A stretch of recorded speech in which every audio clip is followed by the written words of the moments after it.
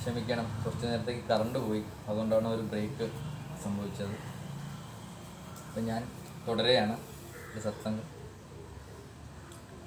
അപ്പം അങ്ങനെ ജോലി സംബന്ധമായിട്ട് ദുബായി പോയപ്പം അവിടെ നിന്നും നമുക്ക് കുറേ എക്സ്പീരിയൻസ് കിട്ടി.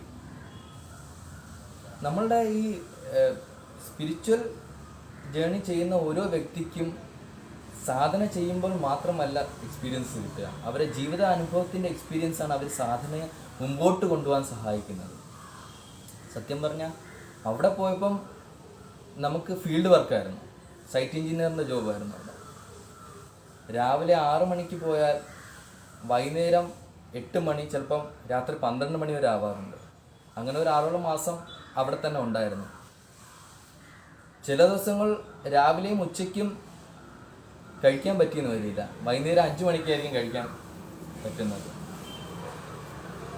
അതേപോലെ തന്നെ നട്ട് വെയിലത്ത് ഏകദേശം 40-45 ഡിഗ്രി സെൽഷ്യസിലാണ് അവിടുത്തെ ജോലി ഉണ്ടായിരുന്നത്.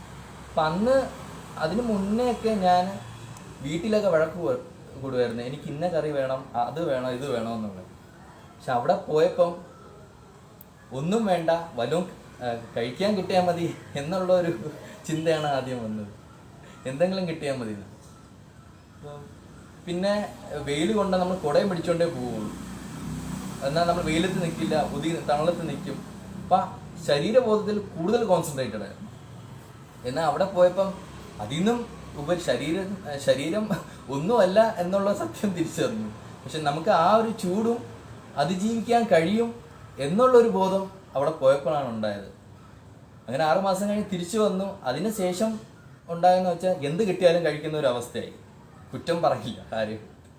നമുക്ക് സ്പിരിച്വൽ ജേണി ചെയ്യുന്നവർക്ക് കൂടുതലും ജീവിതത്തിൽ നിന്നാണ് അനുഭവം കിട്ടിയിട്ടുള്ളത്.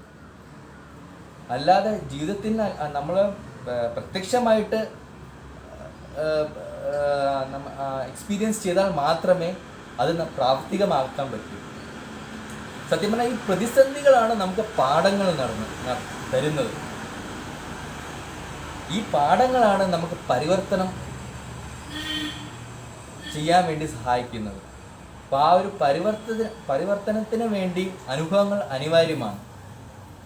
നമുക്കൊരു സ്പിരിച്വൽ ജേണി ചെയ്യുന്ന ഒരു വ്യക്തിക്ക് മനസ്സും ബുദ്ധിയും ശരീരവും അതിൽ നിന്ന് ആത്മാവിലേക്ക് സഞ്ചരിക്കാനുള്ള ഒരു ദൗത്യമാണ്. അപ്പം അതിലോട്ട് സഞ്ചരിക്കുമ്പോൾ ഈ മനസ്സിൻ്റെ വൈകാര്യതയും കുറവുകളും ശരീരത്തിൻ്റെ കുറവുകളും അതിജീവിച്ചാൽ മാത്രമേ ആത്മാവിലേക്ക് സഞ്ചരിക്കാൻ കഴിയൂ. അപ്പം അതിനുവേണ്ടി കുറേ കഷ്ടതകളും കുറേ പരീക്ഷണങ്ങളും കുറേ കാര്യങ്ങൾ നമുക്ക് തരണം ചെയ്യേണ്ടി വരും. ആ തരണം ചെയ്താൽ മാത്രമേ പരിവർത്തനം നടക്കുകയുള്ളൂ. പരിവർത്തനം നടന്നാൽ മാത്രമേ ആത്മാവിലേക്ക് സഞ്ചരിക്കാൻ സാധിക്കുള്ളൂ. ആ സഞ്ചരിക്കാൻ വേണ്ടിയാണല്ലോ നമ്മൾ ഓരോരുത്തരും ഒരു സ്പിരിച്വൽ ജേണി ചെയ്യുന്നത്. അല്ലെങ്കിൽ ആത്മാവിലേക്ക് എത്താതെ വെറുതെ സാധന ചെയ്തിട്ട് എന്ത് കാര്യം? അപ്പം സാധന ചെയ്യുന്ന ഓരോ വ്യക്തിയുടെ ലക്ഷ്യം ആത്മാവിലേക്ക് എത്തുക, അതിനെ തിരിച്ചറിയുക എന്നുള്ളതാണ്. അപ്പം അങ്ങനെയായിരുന്നു നമ്മുടെ ഒരു ചെറിയൊരു ഈ യാത്ര. അപ്പം പക്ഷെ നമ്മൾ ഈ സ്പിരിച്വൽ ജേർണി ചെയ്യാൻ നേരത്ത് ഗുരുവിൽ നിന്നും പല എക്സ്പീരിയൻസും ഉണ്ടായിട്ടുണ്ട്. ഒരു എക്സ്പീരിയൻസ് ഏകദേശം ഞാൻ സ്കൂളിൽ പഠിക്കുന്ന സമയത്ത് ഗുരുജിയുടെ കൂടെയാണ് കൂടുതൽ യാത്ര ചെയ്തിട്ടുള്ളത്. ഇത് നേരത്തെ പറഞ്ഞ പോലെ യാത്ര ചെയ്യുമ്പോൾ വഴി വെച്ച് പലതും അയ്യോ അത് വേണം ഇത് വേണം കഴിക്കണം എന്നുള്ള ചിന്തകൾ വരും. പക്ഷെ ഗുരുജി സമ്മതിക്കാതെ വീട്ടിൽ വന്നിട്ട് നാരങ്ങ വെള്ളം നിറച്ചു തരും. അപ്പം അതിൽ നിന്ന് നമുക്ക് മനസ്സിലായി നമ്മളെ ആഗ്രഹത്തിന് അപ്പുറത്ത് അല്ലെങ്കിൽ ശരീരത്തിൻ്റെ നീടിന് അപ്പുറത്ത് ചിന്തിക്കാനുള്ള ഒരു അവസരവും അതിനുള്ള പ്രാക്ടിക്കൽ ട്രെയിനിങ് തന്നുകൊണ്ടിരുന്നു. അത് എന്നിലൂടെ മാത്രമല്ല ഗുരുജിയുടെ സ്വയം ലൈഫിൽ നിന്നും എനിക്ക് പഠിക്കാൻ സാധിച്ചിട്ടുണ്ട്. പല സ്ഥലത്തും ഗുരുജി സർവീസിന് പോയിട്ടുണ്ട്. അതും സെൽഫ്ലെസ് സർവീസാണ്. അവിടെ ഏകദേശം 48 മണിക്കൂറോളം ഉറങ്ങാതെ ഇരുന്ന് കണ്ടിന്യൂസ് ആയി വർക്ക് ചെയ്യുന്ന ഞാൻ കണ്ടിട്ടുണ്ട്. അപ്പം അതൊക്കെ നമുക്കൊരു പ്രചോദനമാണ് ജീവിതത്തിൽ ഉണ്ടായത്. കാരണം വെച്ചാൽ ഒരു മനുഷ്യന് ശരാശരി 24 മണിക്കൂറിലോ 8 മണിക്കൂർ ഉറങ്ങാതെ അല്ലെങ്കിൽ മിനിമം 5 മണിക്കൂർ ഉറങ്ങാതെ ഇരിക്കാൻ കഴിയുമോ എന്ന് അതിനുള്ള സത്യം പറഞ്ഞാൽ ചിന്തിച്ചിട്ടേ ഇല്ല. അപ്പം അതിനുള്ള ഉത്തരമാണ് ഗുരുജി സ്വന്തം ലൈഫിൽ കൂടെ നമുക്ക് കാണിച്ചു തന്നത്. അതൊരു നമുക്ക് ശരീരത്തിന് അപ്പുറത്ത് ചിന്തിക്കാനുള്ള ഒരു പ്രചോദനമാണ് ഉണ്ടായത്. അത് ഒരുപാട് നമ്മളെ ഇൻഫ്ലുവൻസും ചെയ്തിട്ടുണ്ട്. നമ്മൾ ഈ സത്യത്തിനെ അറിഞ്ഞു പോകുമ്പോൾ പലതും കേട്ട് മനസ്സിലാക്കുന്നു. എല്ലാ സ്ഥലത്തും സത്യമുണ്ട്, ദൈവമുണ്ടെന്നുള്ള സത്യം. പക്ഷെ അതിനെ എങ്ങനെ തിരിച്ചറിയണം, എന്നെ കാണണം എന്നുള്ളതാണ് വളരെ ഇമ്പോർട്ടൻറ്റ്. ഞാനൊരു കഥ പറയാം. ഒരു ആനയുടെ കഥയാണ്.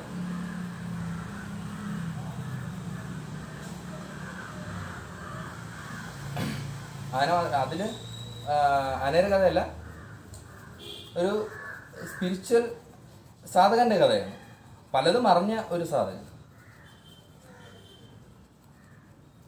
അയാൾക്കൊരു ഗുരു ഉണ്ടായിരുന്നു. ഗുരു പറഞ്ഞ അറിവ് വെച്ച് സാധകൻ മനസ്സിലാക്കിയത് ലോകത്തെ എല്ലാ സ്ഥലത്തും ഈശ്വരനുണ്ട്. അപ്പം അങ്ങനെ വരുമ്പോൾ ആ സാധകൻ ആ ഒരു അറിവിലാണ് ജീവിച്ചിരുന്നത്. അങ്ങനെ ഒരു ദിവസം വൈകുന്നേരം ആ ഒരു വ്യക്തി യാത്ര ചെയ്യുകയായിരുന്നു. നോക്കിയപ്പം വഴിയിൽ എല്ലാവരും ഓടി വരുന്നുണ്ട്. അപ്പം ഈ വ്യക്തി ചോദിച്ചു, എന്താ നിങ്ങൾ ഓടി വരുന്നത്? അപ്പം മറ്റൊരാൾ പറഞ്ഞു, നിങ്ങൾ ഓടിക്കോളൂ, ആന വരണ്ട് വരുന്നുണ്ട്. അപ്പം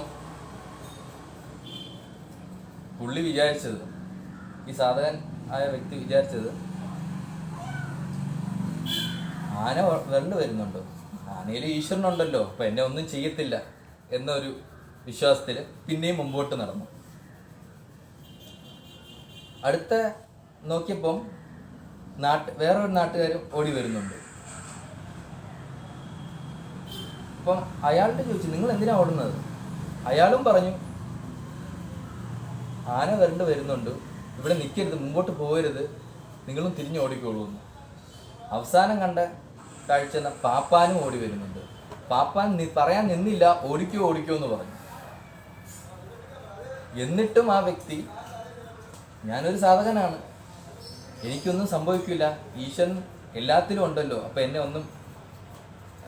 ഒന്നും ബാധിക്കില്ല എന്ന്. അവസാനം വന്നപ്പോൾ ആന നേരെ വരുന്നുണ്ട്. ആ സാധകനായ വ്യക്തി അനങ്ങാതെ അവിടെ തന്നെ നിൽക്കുകയാണ്. അവസാനം ആന അതിനെ തുമ്പിക്ക് കൊണ്ട് തൂക്കിയെടുത്തിട്ട് ആ വ്യക്തിയെ കൊണ്ട് ദൂരെ കളഞ്ഞു. അപ്പം അതിൽ നിന്ന് ആ വ്യക്തിക്ക് വലിയൊരു ഇമ്പാക്റ്റാണ് ഉണ്ടായത്. കൈയും കാലും ഒടിഞ്ഞു. അവസാനം ഗുരു അടുത്ത് വന്ന്, നീ എന്താ ആന വരണ്ടെന്ന് അറിഞ്ഞിട്ട് ഓടാത്തത് എന്ന് വ്യക്തിയോട്, ആ സാധകനോട് ചോദിച്ചു. അപ്പം സാധകൻ പറഞ്ഞു, ഗുരുവല്ലേ പറഞ്ഞത്, ഈശ്വരൻ എല്ലാത്തിലും ഉണ്ട്, അപ്പം ആനയിലും ഉണ്ടെന്ന് ഞാൻ വിചാരിച്ചു എന്ന്. അപ്പം ഗുരു തിരിച്ച് തന്ന മറുപടി എന്ന് വെച്ചാൽ, നീ ആനയിൽ മാത്രമേ ഈശ്വരനെ കണ്ടോളൂ എന്ന് ചെയ്തതാണ് നിന്റെ തെറ്റ്. ആദ്യം ഒരു സാധാരണ വ്യക്തി പോയി, പിന്നെ നാട്ടുകാരിൽ വേറെ ആൾക്കാർ പോയി, അവസാനം ആന പാപ്പാന വരെ പോയി, ഓടിക്കോളൂ എന്ന് പറഞ്ഞു. എന്നിട്ട് പോലും ആ പോയ വ്യക്തികളിൽ നീ ഈശ്വരനെ കണ്ടില്ല. അപ്പം നമ്മളെ ഒരു സാധകന്റെ ജീവിതം എന്ന് പറയുന്നത് നമ്മൾ എന്ത് മനസ്സിലാക്കുന്നു എന്നല്ല, എങ്ങനെ മനസ്സിലാക്കുന്നു ഉള്ളതിലാണ് ഇമ്പോർട്ടൻസ്. പലതും നമ്മൾ മനസ്സിലാക്കുന്നുണ്ട്, പക്ഷെ പ്രാക്ടിക്കലി അത് ഇംപ്ലിമെൻ്റ് ചെയ്യുമ്പം പല സ്ഥലത്തും നമ്മൾ പാഴ്ചകൾ സംഭവിക്കുന്നു. ആ പാഴ്ചകൾ മാറ്റാൻ വേണ്ടിയാണ് ഗുരു എന്ന സങ്കല്പം നമുക്കുള്ളത്. പക്ഷെ നമ്മളുടെ എന്താണ് നമ്മൾ അറിഞ്ഞത്, ശരിയാണോ തെറ്റാണോ എന്നുള്ളൊരു ഡൗട്ട്സും ക്ലിയർ ചെയ്ത് തന്നെ ഓരോ സാധകനും മുമ്പോട്ട് പോകേണ്ടത്. മുമ്പോട്ട് പോയില്ലെങ്കിൽ ഇതേപോലെ അബദ്ധത്തിൽ ചെന്ന് ചാടും. അവസാനം ഗുരുവിനെ പഴിവെച്ചിട്ടോ മറ്റുള്ളവരെ പഴിവെച്ചിട്ടോ ഒരു കാര്യമില്ല. പിന്നെ പറയാനുള്ളത്, നമ്മൾ ഈ ഭൗതിക ശരീരം എടുത്തിട്ടുള്ള കർമ്മങ്ങൾ ചെയ്യാൻ വേണ്ടിയാണ്. കർമ്മങ്ങൾ 3 തരത്തിലുണ്ട്. നമ്മൾ ദൈനംദിന ജീവിതത്തിൽ ചെയ്തു വരുന്നതെല്ലാം സാധാ കർമ്മങ്ങളാണ്. ജോലി ചെയ്യുക, സമ്പാദിക്കുക, പഠിക്കുക എന്നുള്ളത് അത് കർമ്മത്തിൻ്റെ കാറ്റഗറിയിൽ പെടും. പിന്നെ ഒരു അകർമ്മമാണ്. അകർമ്മ എന്ന് പറഞ്ഞത് സെൽഫ് ലെസ്സായിട്ടുള്ള ഒരു കാര്യം, ഒരു ലക്ഷ്യബോധത്തോടെ ചെയ്യുന്നതാണ് അകർമ്മ എന്ന് പറയുന്നത്. ഫോർ എക്സാമ്പിൾ, സാധന ചെയ്യുന്നതും മറ്റുള്ളവരെ സഹായിക്കുന്നതും ഇതൊക്കെ അകർമ്മത്തിൽപ്പെടും. പിന്നെ ഉള്ളതാണ് വികർമ്മ. വികർമ്മ എന്നുള്ളത് ഒരു സെൽഫിഷ് ഓറിയൻറ്റഡ് ആയിട്ടാണ് കാണപ്പെടുന്നത്. അവന് വികർമ്മം ചെയ്യുന്ന വ്യക്തി അവനിൽ മാത്രമാണ് കോൺസെൻട്രേറ്റ് ചെയ്യുന്നത്. മറ്റുള്ളവരുടെ സന്തോഷവും ദുഃഖത്തിനെ കുറിച്ച് അവൻ ചിന്തിക്കുന്നേയില്ല. അപ്പം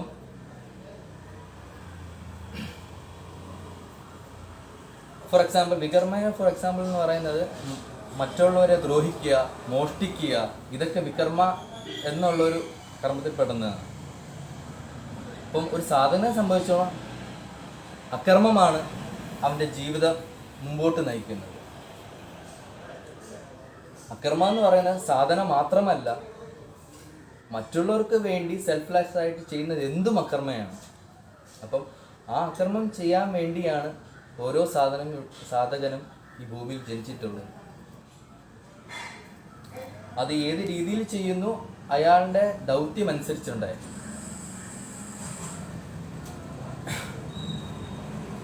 പിന്നെ എന്ത് ചെയ്താലും ഇപ്പം നമ്മൾ അകർമ്മം ചെയ്യുമ്പോൾ ശ്രദ്ധയോടെ ചെയ്യാൻ പറയും. ശ്രദ്ധയോടെ ചെയ്താൽ മാത്രമേ നമുക്ക് ആ ഒരു അവയർനെസ്സിൻ്റെ ലെവൽ കൂട്ടാൻ കഴിയും. ആ അവയർനെസ്സിൻ്റെ ലെവൽ സ്വാഭാവികമായിട്ട് കൂടുമ്പോഴാണ് ആ നമ്മളിലുള്ള കർമ്മങ്ങളുടെ പ്രാരാബ്ധം കുറയുന്നത്. ശ്രദ്ധയോടെ ചെയ്താൽ അവയർനെസ്സും കൂടെ കൂടും, അതിൻ്റെ കൂടെ കർമ്മവും കുറയും. അപ്പോൾ നമ്മൾ എന്ത് ചെയ്യാൻ നേരത്തും ശ്രദ്ധയോടെ ചെയ്യണമെന്നുള്ളത്. ശ്രദ്ധയോടെ ചെയ്താൽ മാത്രമേ നമുക്ക് എന്തും പൂർത്തീകരിക്കാൻ സാധിക്കൂ.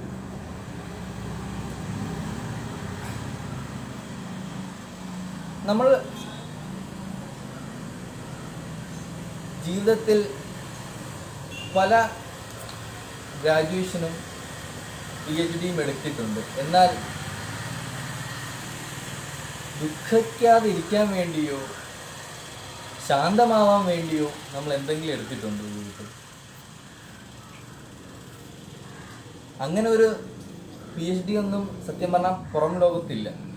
അത് സത്യം പറഞ്ഞാൽ സ്പിരിച്വൽ ജേണി ചെയ്യുന്നവർക്ക് മാത്രമേ ആ ഒരു ടാലൻറ്റ് അല്ലെങ്കിൽ ആ ഒരു നോളജ് തിരിച്ചു കിട്ടുള്ളൂ.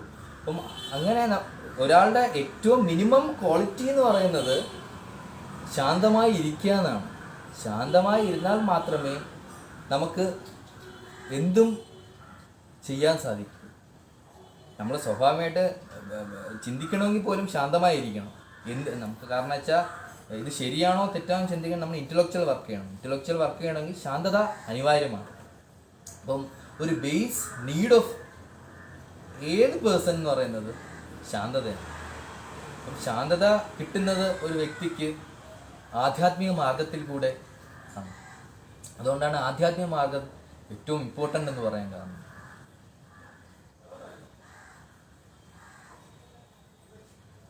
പിന്നെ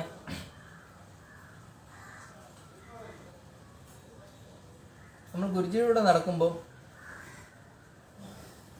നമുക്കറിയാം, നമ്മൾ ക്യാമ്പുകൾ അറ്റൻഡ് ചെയ്തിട്ടുണ്ട്. അതിൽ മൗനവ്രതം ക്യാമ്പ് നമ്മൾ എല്ലാവരും അറ്റൻഡ് ചെയ്തിട്ടുണ്ട്.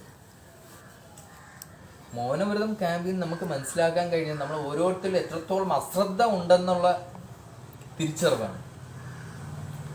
ആ അശ്രദ്ധയെ തിരിച്ചറിയാൻ വേണ്ടിയാണ് നമ്മൾ ഓരോരുത്തരും ആധ്യാത്മിക യാത്ര ചെയ്യുന്നത്. കാരണം ശ്രദ്ധയാണല്ലോ നമ്മുടെ ലക്ഷ്യത്തിലേക്ക് എത്തിക്കുന്നത്. ആ ലക്ഷ്യത്തിലെത്തിയാൽ മാത്രമേ നമ്മളുടെ ജീവിതം സമ്പൂർണ്ണമാവും. അപ്പം ആ ശ്രദ്ധയെ തിരിച്ചറിയണമെങ്കിൽ മൗനവ്രതം പോലത്തെ ക്യാമ്പുകൾ നമ്മൾ അറ്റൻഡ് ചെയ്യണം. ആ ക്യാമ്പ് ഗുരുജി നമുക്കിവിടെ ആ ഒരു എക്സ്പീരിയൻസ് നൽകിയിട്ടുണ്ട്. നമ്മളെ ഉള്ളിൽ എത്രത്തോളം അശ്രദ്ധ ഉണ്ടെന്നുള്ള തിരിച്ചറിവ് കിട്ടാൻ വേണ്ടിയുള്ള എക്സ്പീരിയൻസ് ഗുരു നൽകി. അതെല്ലാം ഒരുപാട് നന്ദി ഗുരുജിയോട് ഞാൻ ഈ സമയത്ത് രേഖപ്പെടുത്തുകയാണ്. എനിക്ക് മാത്രമല്ല, നമ്മുടെ കൂടെയുള്ള എല്ലാ സാധകർക്കും അതൊരു വലിയൊരു അനുഭവം തന്നെയാണ്.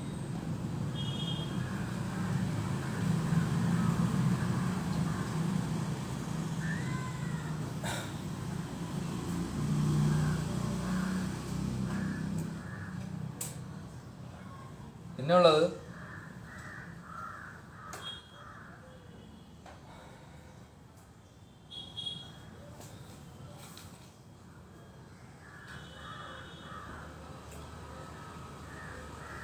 നമുക്ക് ചില സമയത്ത് നമ്മളെല്ലാവരും സാധന ചെയ്യുന്ന വ്യക്തിയാണ്. സാധന നിഷ്ഠയോടെ ചെയ്താലും നമ്മളെ മുമ്പേ പ്രതിസന്ധികളും പ്രശ്നങ്ങളും വരാറുണ്ട്. ആ പ്രശ്നങ്ങൾ വരുമ്പോൾ നമ്മൾ സ്വാഭാവികമായിട്ട് ഗുരുവെ പടി പറയും. ഗുരു, ഞാൻ എല്ലാ ദിവസവും സാധന ചെയ്യുന്നുണ്ടല്ലോ, പിന്നെ എന്തിനാ പ്രതിസന്ധികൾ വരുന്നത്? ഒരു വ്യക്തിയെ സംബന്ധിച്ചോളം, അല്ലെങ്കിൽ ഒരു സാധകനെ സംബന്ധിച്ചോളം, അവന് മുമ്പോട്ട് പോകണമെങ്കിൽ, സാധനയിൽ മുമ്പോട്ട് പോകണമെങ്കിൽ അവന് ഈഗോ കുറയ്ക്കേണ്ടതായിരുന്നു. അപ്പോൾ ഈഗോ കുറയ്ക്കാൻ നമ്മളുടെ ഭൗതിക ജീവിതത്തിലൂടെ സാധിക്കുള്ളൂ. ആ ഭൗതിക ജീവിതത്തിൽ ഉണ്ടാവുന്ന പ്രതിസന്ധികളും പ്രശ്നങ്ങളും സ്വാഭാവികമായിട്ട് അവൻ്റെ ഈഗോ കുറയ്ക്കും. ഞാൻ ആരുമല്ല, ഈ ശരീരവും മനസ്സും മാത്രമാണ് എന്നുള്ള ജ്ഞാനം കിട്ടിക്കഴിഞ്ഞാൽ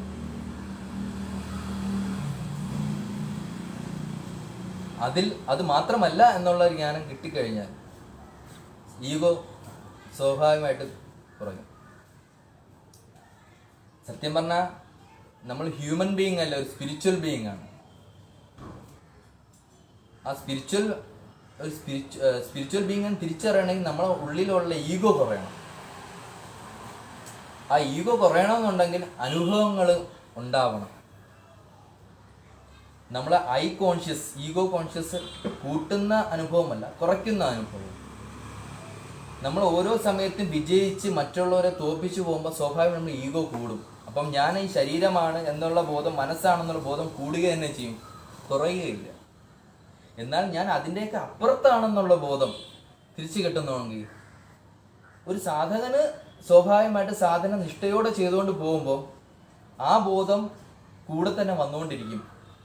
ചില ആൾക്കാർക്ക് ചെറിയ അനുഭവത്തോടെ അത് ബോധ്യമാവും. ചിലവർക്ക് വലിയ വലിയ അനുഭവം ഉണ്ടാവും, പ്രയാസങ്ങളുണ്ടാവും. പക്ഷെ നമ്മൾ അതിലൊന്നും തളരാൻ പാടില്ല. കാരണം ആ അനുഭവം നമ്മളെ പാഠങ്ങൾ പഠിപ്പിക്കുകയാണ്. പാഠങ്ങൾ പഠിച്ചാൽ മാത്രമേ മുമ്പോട്ട് പോകാൻ പറ്റൂ. കാരണം സാധന ചെയ്യുന്ന ഓരോ വ്യക്തിയുടെ ലക്ഷ്യം ആ ബോധത്തിൽ എത്തുക എന്നുള്ളതാണ്. ആ ബോധത്തിൽ എത്തണമെന്നുണ്ടെങ്കിൽ പരിവർത്തനം ഉണ്ടാവണം. മനസ്സ്, ശരീരം, പിന്നെ ബോധം, ആത്മാവ്, അതിലോട്ട് യാത്ര ചെയ്യാൻ വേണ്ടിയുള്ള പരിവർത്തനം. ആ പരിവർത്തനം സ്വാഭാവികമായിട്ട് ഭൗതിക ജീവിതത്തിലുള്ള അനുഭവങ്ങൾ കൂടെയാണ് ഉണ്ടാവുന്നത്. ആ അനുഭവങ്ങളുടെ പോസിറ്റീവ് ഐഡിയ അല്ലെങ്കിൽ അതിൻ്റെ എയിം എന്താണെന്ന് തിരിച്ചറിയണം. അത് തിരിച്ചറിയാൻ വേണ്ടിയാണ് സാക്ഷാൽ ഗുരു എന്നുള്ള മഹത് വ്യക്തി നമ്മളെ കൂടെ സഞ്ചരിക്കുന്നത്. പല അനുഭവങ്ങളുടെ ബിഹൈൻഡ് ഫാക്റ്റ് പലതും നമ്മൾ തന്നെ വ്യാഖ്യാനിക്കും. പക്ഷെ അതിലുകൊണ്ടാണ് അങ്ങനെ ഒരു അനുഭവം നമുക്ക് ഉണ്ടായെന്നുള്ള സത്യാവസ്ഥ തിരിച്ചറിയണമെങ്കിൽ ഗുരുവിന്റെ സഹായം തന്നെ വേണ്ടി വരും. പിന്നെ തെറ്റായ ചിന്തകൾ കൊണ്ടാണ് ആ ഒരു അനുഭവം നമുക്ക് ഉണ്ടായത്, അല്ലെങ്കിൽ തെറ്റായ പ്രവൃത്തി കൊണ്ടാണ് ആ അനുഭവം ഉണ്ടായത് എന്ന് തിരിച്ചറിവ് ഒരു പ്രാവശ്യം സാധകന ഉണ്ടായ പിന്നെ ആ ഒരു ചിന്തയോ ആ ഒരു പ്രവൃത്തിയിലോട്ടോ നമ്മൾ കടക്കില്ല. അങ്ങനെ കടക്കാത്ത പക്ഷം നമ്മുടെ യാത്ര മുമ്പോട്ട് തന്നെയായിരിക്കും, ആത്മാവിൽ തന്നെയായിരിക്കും.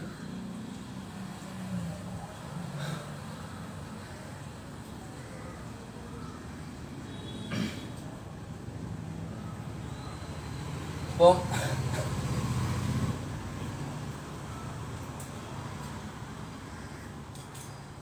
അങ്ങനെയാണ് കുറേ കാര്യങ്ങൾ അറിഞ്ഞിട്ടുള്ളത്. ആ അറിഞ്ഞ കാര്യമാണ് ഞാൻ നിങ്ങൾക്ക് ഷെയർ ചെയ്തിട്ടുള്ളത്.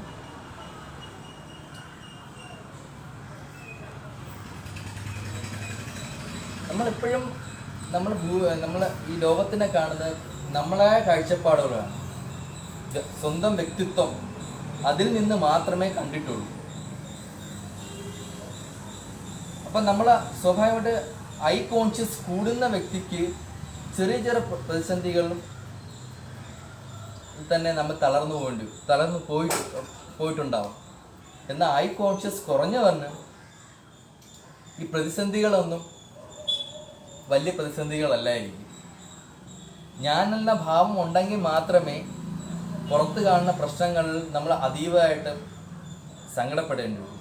ഞാനെന്ന ഭാവമില്ലാത്തവന് ഇതെല്ലാം ഈശ്വരൻ തരുന്നതാണ്, ഈശ്വരൻ തന്നെ കൂടെ ഉണ്ടാവും എന്നുള്ളൊരു ബോധം ഉണ്ടാവും. അപ്പം തന്നെ ആ പ്രതിസന്ധികൾ പകുതി മാറിക്കഴിഞ്ഞു.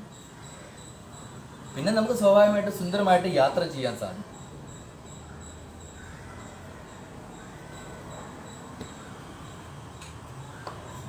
ഒരു കഥ പറയാൻ ഞാൻ.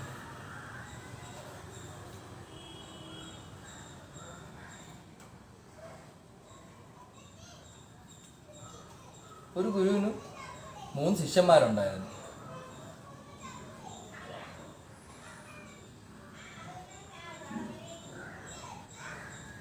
ഗുരു ഒരു ദിവസം ശിഷ്യന്മാർക്കൊരു ടെസ്റ്റ് കൊടുക്കാൻ തീരുമാനിച്ചു.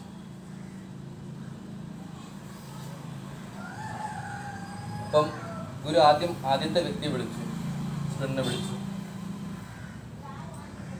നീ പുറത്തു പോയിട്ട് ഒന്ന് കറങ്ങിയിട്ട് വാ, എന്നിട്ട് അവിടെ എന്തൊക്കെ ഉണ്ട് എന്ന കാര്യം എൻ്റെ അടുത്ത് വന്ന് പറയാൻ പറഞ്ഞു.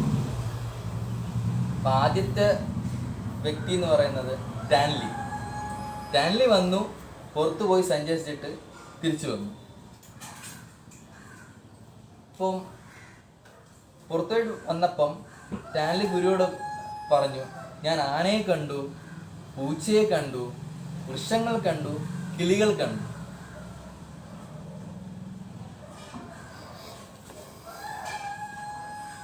അപ്പോൾ ഗുരു പറഞ്ഞു, ശരി, ഇതെല്ലാം കണ്ടു, അവിടെ ചെന്ന് ഇരുന്നോളാൻ പറഞ്ഞു. അടുത്തത് സ്റ്റുഡൻറ്റിനെ വിളിച്ചു ഗുരു,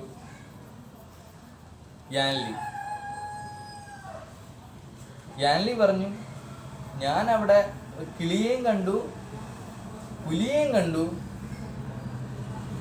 മരത്തിലിരിക്കുന്ന മാങ്ങയും കണ്ടു, മരവും കണ്ടു. അപ്പം ഗുരു പറഞ്ഞു, ശരി, നീയും അവിടെ ചെന്നിരുന്നു. അടുത്തതായി വന്നത് സെൻലി അതേപോലെ പുറത്തു പോയിട്ട് തിരിച്ചു വന്നപ്പം സെൻലി ഉത്തരം കൊടുത്തത് ഈ രീതിയിലായിരുന്നു. ഗുരു, ഞാൻ ഇവിടെ ഉള്ളത് എന്തോ അത് തന്നെയാണ് അവിടെ കണ്ടത്. ഇവിടെ ഇല്ലാത്തതൊന്നും പുറത്തുമില്ല. സത്യം പറഞ്ഞാൽ ഈ സത്യമാണ് നമ്മൾ ഓരോരുത്തരും തിരിച്ചറിയേണ്ടത്. നമ്മുടെ ഐ കോൺഷ്യസ് ആണ് നമ്മളെ പലതായിട്ട് കാണിക്കുന്നത്. സത്യം പറഞ്ഞാൽ നമ്മുടെ അകത്തും പുറത്തും ഒന്നാണെന്നുള്ള സത്യമാണ് ഒരു ഗുരുവിന്റെ കീഴിൽ നിന്നുള്ള സ്പിരിച്വൽ ജേണിയിൽ നമ്മൾ മനസ്സിലാക്കുന്നത്. ഗുരു അതിൻ്റെ അർത്ഥം തന്നെ അന്ധകാരം മാറ്റുന്നവനാണ്. ആ അന്ധകാരം മാറ്റുന്ന വ്യക്തിക്ക്, മാറ്റി തരുന്ന വ്യക്തിയുടെ കൂടെ നമ്മൾ എപ്പോഴും ഒരു കോണ്ടാക്റ്റ് ഉണ്ടായിരിക്കണം. അല്ലെങ്കിൽ നമ്മൾ മനസ്സിലാക്കിയിരിക്കുന്ന നമ്മളെ തന്നെ ഈഗോയിൽ നിന്നും അതിനെ വ്യാഖ്യാനിക്കാൻ ശ്രമിക്കും. അപ്പം അങ്ങനെ വരുമ്പം സത്യത്തിൻ്റെ എന്താണ് അറിയേണ്ടത് അത് അറിയാതെ പോകും. അറിയാതെ പോയാൽ ഇത്രയും കാലം നമ്മൾ ചെയ്ത ജേർണി വെറും വേസ്റ്റ് ആവും. അപ്പോൾ ഓരോ നിമിഷത്തിലും മനസ്സിലാക്കേണ്ട രീതിയിൽ തന്നെ മനസ്സിലാക്കി പോയേണ്ടി വരും. അത് പോയില്ലെങ്കിൽ ഇത്രയും ദിവസം നമ്മൾ സഞ്ചരിച്ച യാത്ര വ്യർത്ഥമാവും.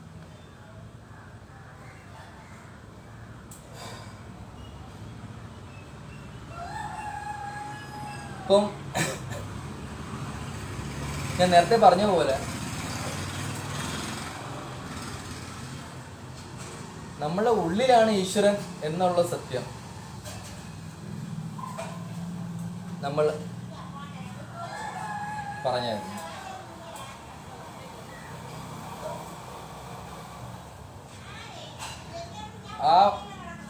ഉള്ളിലാണ് ഈശ്വരൻ എന്ന് തിരിച്ചറിയണമെങ്കിൽ അത് സാധനയിൽ കൂടെ മാത്രമേ സാധിക്കൂ. അത് എന്തുകൊണ്ടെന്ന് വെച്ചാൽ സയൻറ്റിഫിക്കായിട്ട് ചിന്തിക്കുകയാണെങ്കിൽ പോലും ഉള്ളിലാണ് ഈശ്വരൻ എന്നുള്ളൊരു സത്യം നമുക്ക് എല്ലാവർക്കും ബോധ്യപ്പെടും. കാരണം നമ്മുടെ ഉള്ളിൽ ഒരു ഇൻപുട്ടും ഇല്ലാതെ ഒരു സാധനം വർക്ക് ചെയ്യുന്നുണ്ട്. നമുക്ക് എല്ലാവർക്കും അറിയാം, ഹാർട്ടാണ്. ഹാർട്ട് കണ്ടിന്യൂസ് ആയി പമ്പ് ചെയ്തുകൊണ്ടിരിക്കുകയാണ്. അത് എവിടെ നിന്നാണ് അതിന് ഊർജം കിട്ടുന്നത്? നമുക്ക് അറിയാം, അകത്ത് ഇരിക്കുന്ന എനർജിയിൽ വേറെ ഒന്നുമല്ല, ആത്മാവ് മാത്രമേ ഉള്ളൂ. ആ ആത്മാവിൽ നിന്നാണ് സത്യം പറഞ്ഞ ഹാർട്ടും ഫങ്ഷൻ ചെയ്യുന്നത്. അപ്പോൾ എല്ലാവർക്കും ഉള്ള ഒരു എവിഡൻസ് എന്ന് പറഞ്ഞാൽ, സയൻറ്റിഫിക് എവിഡൻസ് പറഞ്ഞാൽ ഈശ്വരൻ ഉള്ളിലാണെന്നുള്ള സത്യം വീണ്ടും നമുക്ക് ഉറയ്ക്കാൻ സഹായിക്കുന്ന ഈ ഒരു എക്സാമ്പിളിൻ്റെ കൂടെ. അപ്പം ഞാൻ എല്ലായിടത്തും എൻ്റെ ഒരു അനുഭവവും കാഴ്ചപ്പാടും അതിൽ നിന്നുണ്ടായ നോളജും ഇവിടെ പങ്കുവെച്ച് നിങ്ങൾക്കും അത് ഗുണകരമാവട്ടെ എന്ന് പറഞ്ഞുകൊണ്ട് ഞാൻ എൻ്റെ ഈ ഒരു സത്സംഗം അവസാനിപ്പിക്കുകയാണ്. നന്ദി, നമസ്കാരം.